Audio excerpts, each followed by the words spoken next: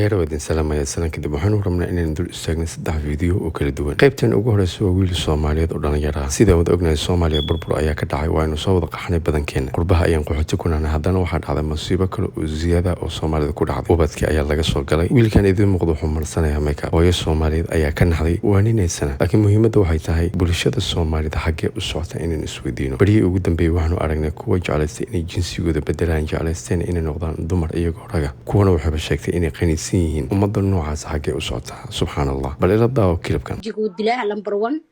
all dib u ka dhigayaa dadka wajigaaga waa qurux badan yahay jirkaaga waa qurux badan yahay ilaahay wax qurux badan ku siiyay ilaaha ku caasiin soo habar iska daa I wish inaad xataa wax kale ma marsatin ha wax inaan ku dhibana ma rabo aan waxaan kugu soo biyo I'm really sorry okay يا حبري وعادي يا حبري وعادي وايو marka iska dhaaf habreero iska dhaaf waxaas wax fiican ma diinteena xataa ma ogola ayu muslim talada ugu dambaysa inuu baahnaan waxay tahay haddii ilmaaga ay ku nool yihiin qurbaha ama ilmaaga aad ku haysato qurbaha waa inaad la falgasho sidood u samata bixinad ilmaaga dhibaatada ku soo socoto haddii ilma aadan ku dhalina talada ugu dambaysan ku siinayna waxay tahay in qof ka fikira ilmihiisa meesha ay ku korayaan halkaas ayaynu qaybtan kusoo gabagabaynaynaa bal ila daawo muuqaalka xiga hadda anigu waa idin hor fadhiya video aan duubaya social media aan soo dhigaya somahan maxaa iiga jeedin wajigayga iyo labadeeda kaf diinta ii banaysay meel kale ma u jeedin waa maya saan marka maxaa adig ku diiday gabarey ma waxa u mudaa inaad nin ku soo xiro gelinaysid xubnahaaga meel kamid oo tusay mise qosolkaaga oo si ma soo xiro gelin kartid nin waxaas because ninka maanta adigoo sidaas ku arkay ma laga yaabo inuu mustaqbal ka rabo ma laga yaabo inuu ku guursado because wuxuu kugu falaynaa waxay tahay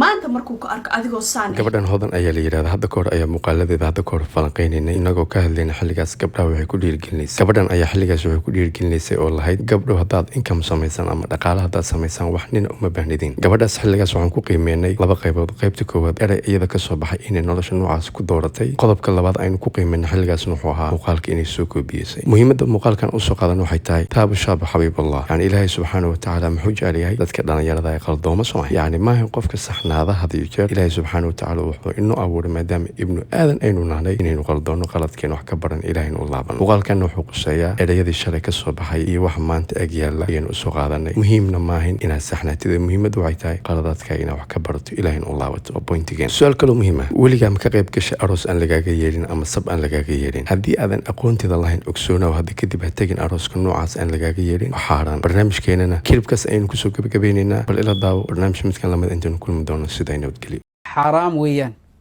حرام ويان إن أتكتو أروس أن لقاقا ييرين ما بنانا إن أتكتو حق مليهيد وأنا ممنوع وددكي ميشا لو ييري يغو أنا ميشي بأينا إيمانين دد أنا لو ييرين إسكسو بوحيان كو أرنتا يضا وحرام ما بنانا راشين كي عنتو حرام ويان ما بنانا تطفلك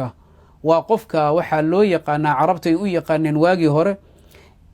وحا لو يقانين قفك ميشا أنا لوغا ييرين راشين كي اسكا يماد وميشان هذا سبجوك اي كي يراهدان قفك سبت اسكا ايمانيا aanan looga yeerin xaraam weey ma banaana shariicada islaamka wuxuu cunayana waa ismi weeyaan iyo dambi